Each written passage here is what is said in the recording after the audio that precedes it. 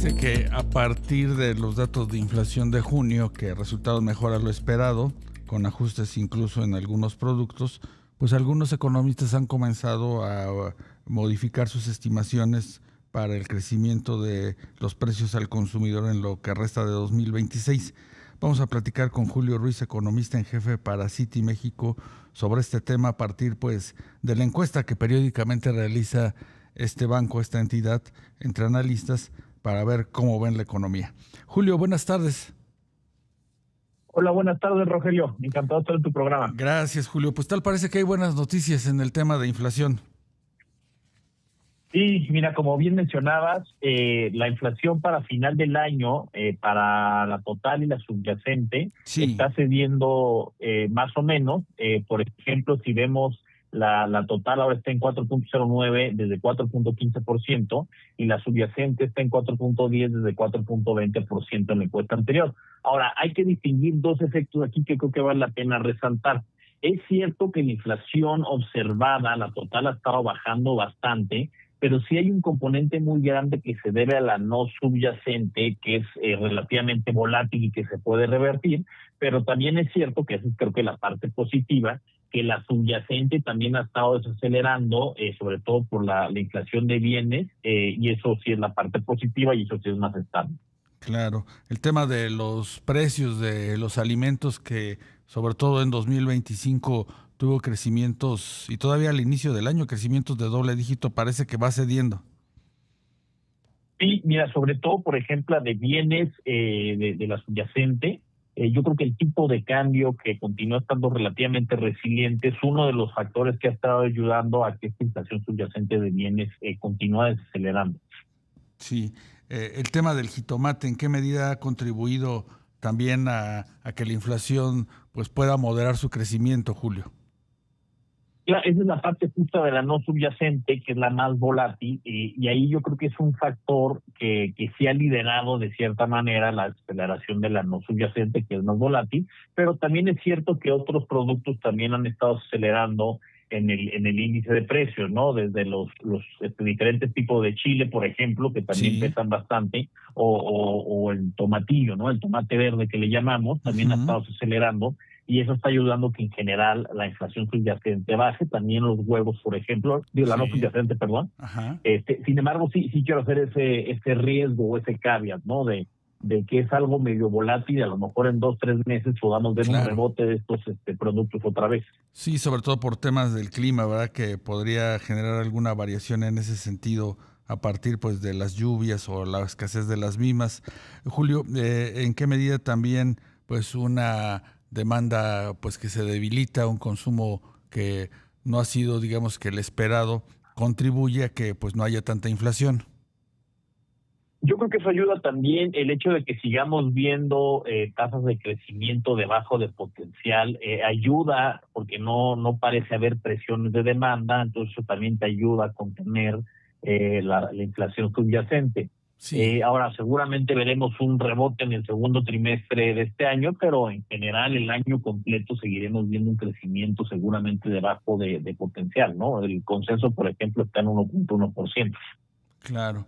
Julio, ¿en qué medida pues este anuncio del gobierno de los Estados Unidos, del presidente Trump, de no renovar de manera automática por otros 16 años el TEMEC, está modificando las estimaciones macro de los analistas y que ustedes siguen puntualmente desde Citi? Realmente no se modificaron mucho, de hecho está en 1.1% en las últimas encuestas, se ha estabilizado en ese número. Yo creo que este anuncio de no renovar ya estaba de cierta manera esperado por muchos analistas y de hecho el mercado de activos financieros locales no tuvo una reacción fuerte después del anuncio. Todo el mundo, creo que nadie esperaba que se extendiera por 16 años en esa fecha en particular. Todo el mundo pensaba que se iba a retrasar un poco más. Creo que la pregunta es cuánto más, ¿no? Porque si es 1 año, 2 años, bueno, pues eso pues no hay mucho riesgo, pero si es más de 2 años o incluso se extiende los próximos 10 años, porque esa es la cláusula actual, pues sí, la incertidumbre te va a seguir comiendo y la recuperación de la inversión pues se va a seguir retrasando. Por lo pronto la media, como tú nos mencionas, Julio, para el PIB para este año ronda el 1.1%. Exactamente, sigue en 1.1% y una recuperación un poco más marcada el próximo año de 1.8%. Claro. ¿Y cuáles serían, digamos que para el próximo año, los motores para esperar pues este salto de hacia el 1.8% en el PIB, Julio? Mira, al menos de nuestro lado, por ejemplo, nuestro pronóstico del próximo año es 2%, es un poquito más arriba que lo que tiene la mediana, Sí. pero nosotros estamos viendo que, o asumiendo más bien, que pudiera disminuir la incertidumbre asociada al TEMEC si es que se llegara a un acuerdo por un lado o empezar a ver un poco más de claridad de hasta dónde va el tratado, no necesariamente ya extenderlo. Sí. Ahora, sí es cierto que escuchando muchos comentarios sobre el tema, parece ser que cada vez es menos incierto el tiempo de cuándo se va a renovar, puede ser final de año, puede ser el próximo, pero en la medida que se vaya retrasando hacia el último año, pues este pronóstico que tenemos del 2% tendrá un sesgo a la baja. Por supuesto. Al inicio de la charla nos comentabas un poco del efecto del tipo de cambio en los precios. El superpeso pues ha ayudado a que pues la inflación también no sea tan alta. ¿Qué podemos esperar para el segundo semestre? ¿Qué están viendo los analistas que consulta Citi? Sí, totalmente, ¿no? Si vemos ahorita el precio actual en 17.4 más o menos, Sí. sí te ayuda bastante los precios, pero la encuesta lo que te sugiere es que los analistas, o el consenso de analistas espera una depreciación bastante leve hasta el final del año, ¿no? Vemos que la mediana se estaciona más o menos como en 17.90 pesos por dólar. Uh-huh. Y se ve una depreciación mucho más marcada el próximo año hacia 18.50 pesos por dólar. ¿Qué factores pueden estar interviniendo?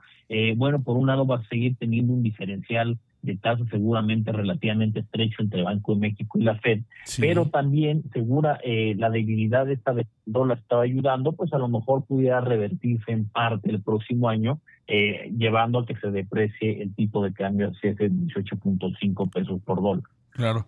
Un eventual incremento en la tasa de interés por parte de la Fed que algunos analistas pues todavía aguardan y que pues va muy en función de los precios del petróleo, es el que sería el detonador para estos movimientos, ¿verdad? Sí, mira, nuestro escenario base desde Citi no lo contempla, pero coincido contigo, si es que la Fed llegara a incrementar su tasa, como lo está reflejando algunos activos financieros del mercado, Sí. y Banco de México no lo hace, pues obviamente se empieza a estrechar cada vez más el diferencial y eso te puede presionar el tipo de cambio. Ahora, no sé qué tanto espacio pudiera tener Banco de México si es que la Fed incrementara, dependerá qué perspectiva hacia adelante tenga de subida de tasas para saber si pudiera considerar o no un incremento. Ahora, yo pensaría que el sesgo está más bien para Banco de México hacia la baja si es que no tuvieras una Reserva Federal tan hawkish.